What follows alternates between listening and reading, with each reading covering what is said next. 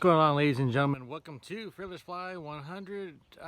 Yep, we're back at it again. I haven't made a video in a little while, and I was kind of debating, whether to make any more videos or not here on the YouTube channel. But I decided and went ahead and said, you know what? I'm gonna keep on going and make some more videos. Yep, we got a whole bunch of projects that we're working on right now. Yeah, I'd like to do one video per project, but we got so much going on. I got to keep working on my projects and keeping people happy. Yeah, we're working on my truck as well as a couple other vehicles in the shop. Let me show you what we're up against. So I've got my 95 GMC 3500 all tore down. I finally had enough of it going on the road and going all over the place and acting like it wants to come apart and fly off the road. So I just disassembled the whole right front suspension there. I even took out the lower control arm on it. Reason why I took out the lower control arm up under here is because right there where the front bolt goes to in the frame through the lower control arm, it was all wallered out. It was not a bolt hole anymore. It's like elongated a couple of inches. So I had a buddy of mine come by after I took it all apart, and he was able to weld it all up, and we welded a washer all around to where we can have another hole again to where the lower control arm will stay in its place. Now, while I had the lower control arm out, I replaced the bushings for the mounting on the front and also on the rear back there too.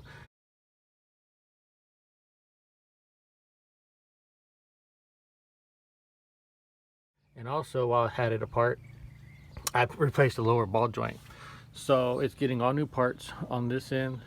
I'm working on the upper control arm now. I got the bushings out of the upper control arm, and we're gonna put a new ball joint in it. Now, from what I could tell from this truck, now this truck has 358,000 miles on it, and it's got the 5.7 TBI motor in it. And all I could see from the parts and everything, especially from the upper control arm, because it's riveted, the ball joints and bushings and everything were all original. And even up in the where the mounting is for the upper part of the upper control arm, it still had what they call the knockouts in it. Knockouts are in the frame whenever they put it together at the factory. That way you can just put it together and go. Yeah, on these trucks you gotta take out the knockouts whenever you do the alignment. That way they can the upper control arm can slide back and forth. That way you can get your adjustment for the caster and camber on it. So we're gonna put everything back together. We're gonna have all new ball joints, all new bushings and everything. And this side here will be ready to go, and the truck will be ready to be back on the road.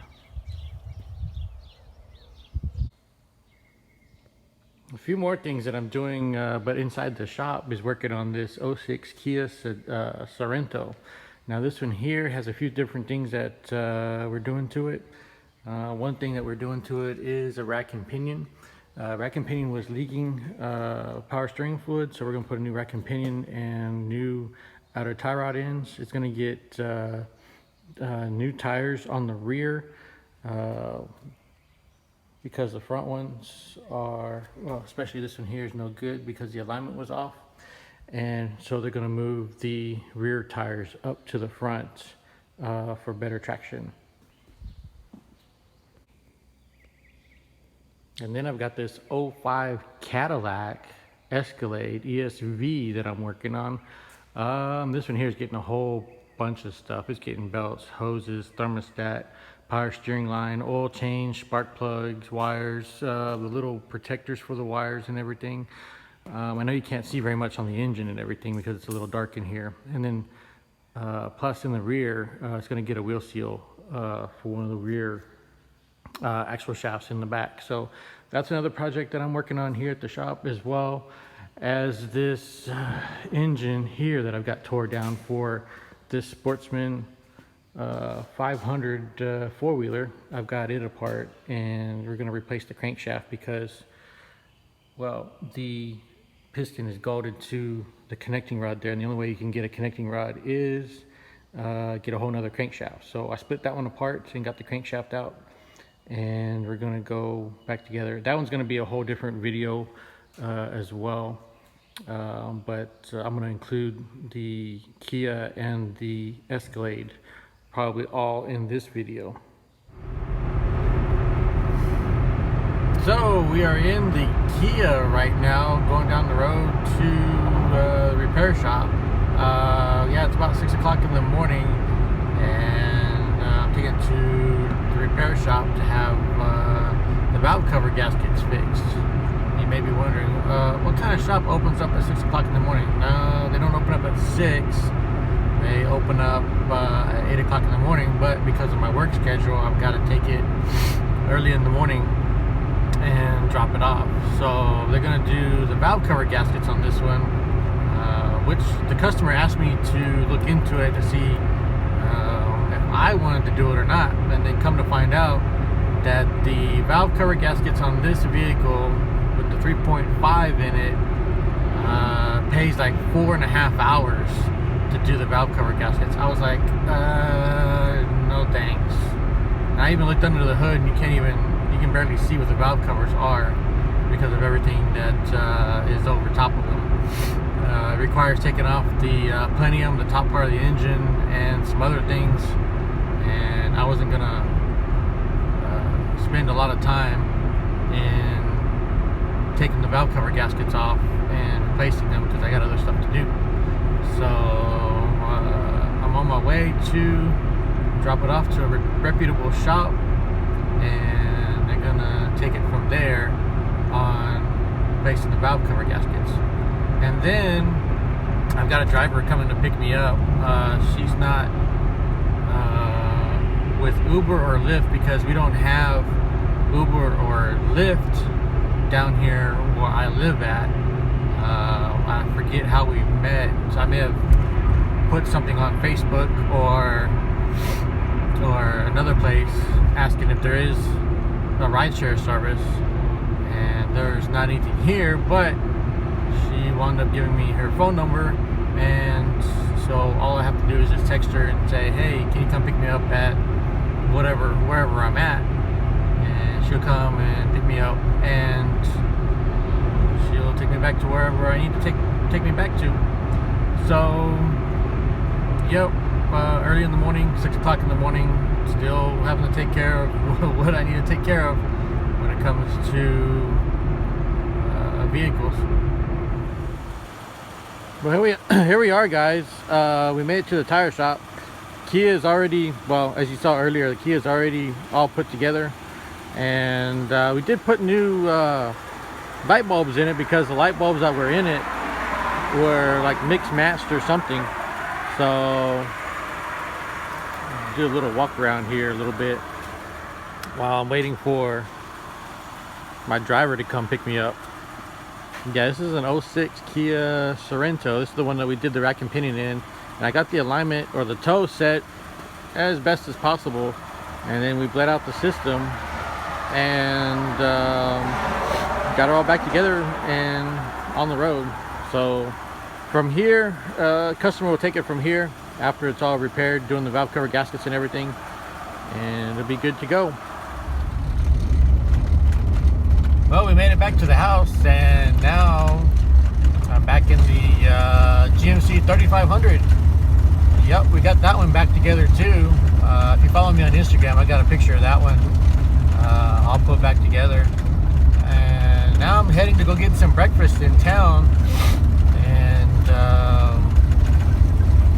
then go to work from there. I'm just driving a little slow from the house because I saw some deer up here earlier. You may see them here in a minute. I don't know if they're still up here, but going from my house to the main road, you'll see a whole bunch of varmints sometimes. It'll be armadillo or skunk or any kind of creatures in the nighttime, even does or bucks or all different sizes of deer as well crossing the road.